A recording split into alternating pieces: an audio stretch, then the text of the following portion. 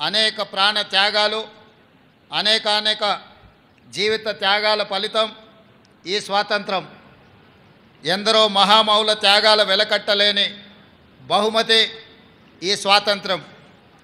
అటువంటి మహనీయులందరికీ శిరస్సు వంచి వినమ్రంగా నమస్కరిస్తున్నాను.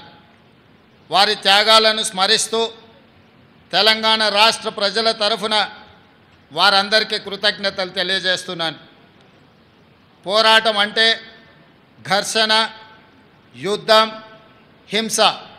కానీ ప్రపంచ చరిత్రలోనే ఆయుధం లేని యుద్ధాన్ని మన స్వతంత్ర పోరాటం, అహింసనే ఆయుధంగా మలిచి చేసిన మహాసంగ్రామం మన స్వతంత్ర సంగ్రామం. అహింస అనే ఆయుధంతో ఇంత గొప్ప విజయాన్ని సాధించవచ్చు అని రుజువు చేసి ప్రపంచానికి సరికొత్త యుద్ధ తంత్రాన్ని చూపించిన దేశం మనది. ఆ ఘనత, ఆ కీర్తి జాతిపిత మహాత్మా గాంధీకి దక్కుతుంది.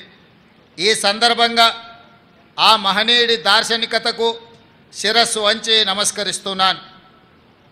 ఈ దేశానికి స్వతంత్రం సాధించడంలో గమ్యం చేరినట్టు కాదు. అప్పుడప్పుడే పురుడు పోసుకున్న ప్రజాస్వామ్య దేశం ఒకవైపు సవలాక్ష సమస్యలు, మరోవైపు దేశ విభజన గాయాలు, ఇంకోవైపు దేశ గుండెలపై సంస్థానాల కుప్పట్లు. ఈ పరిస్థితిలో ప్రజాస్వామ్య దేశంగా భారత్ నిలకుదొక్కుకోవడానికి బలమైన పునాదులు వేసి ఆధునిక భారతావనిగా అవతరించడానికి అవసరమైన ప్రణాళికలు రచించి కార్యాచరణ ప్రకటించి సగర్వంగా సమున్నతంగా ఈ దేశాన్ని నిలబెట్టాల్సిన బృహత్తర బాధ్యత నాటి కాంగ్రెస్ పార్టీ నాయకత్వ భుజాలపై ఉండింది. అజాగ్రత్తగా ఉన్న, అలసత్వం వహించిన, రాజనీతి లోపించిన, దూరదృష్టి కొరవడిన నేడు మనం ఉన్న ఈ భారతదేశం ఒక కలగానే మిగిలిపోయేది. శతాబ్దాల దోపిడీ, అణిచివేతల తరువాత స్వతంత్రానంతరం 1947లో అధికారం చేపట్టే నాటికి అంతా శూన్యం. చేతులు కాళ్ళు కూడదీసుకొని ఒక్కొక్క వ్యవస్థను ఏర్పాటు చేసుకొని పారదర్శక ప్రజాస్వామ్య పాలన అందించాల్సిన బాధ్యత నాటి నాయకత్వంపై పడింది.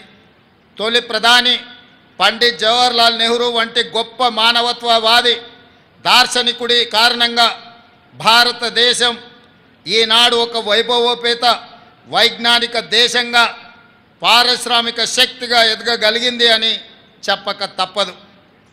పంచవర్ష ప్రణాళికలు రచించి ఈ దేశానికి వ్యవసాయ, పారిశ్రామిక అభివృద్ధి అన్నవి రెండు కళ్ళు అని నమ్మి ఆ దిశగా తొలి అడుగులు వేయించిన దార్శనికుడు పండిట్ నెహ్రూ గారు. ఆయన ప్రారంభించిన సాగునీటి ప్రాజెక్టులను మనం ఈరోజు ఆధునిక దేవాలయాలుగా పిలుచుకుంటున్నాం. ఈ దేశంలో కోట్లాది ఎకరాలు పంటలతో పచ్చ తోరణాన్ని కట్టుకుంటున్నాయి అంటే దానికి కారణం నెహ్రూ ప్రారంభించిన సాగునీటి ప్రాజెక్టులే.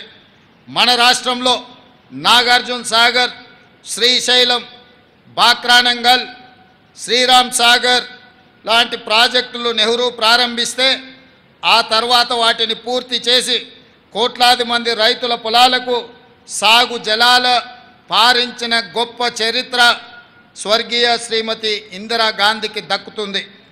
అంతేకాదు పారిశ్రామికంగా BHEL, ECIL, IDPL, మిదాని వంటి ఎన్నో ప్రభుత్వ రంగ సంస్థలు ఆ స్వర్ణయుగంలో నెలకొల్పబడినాయే.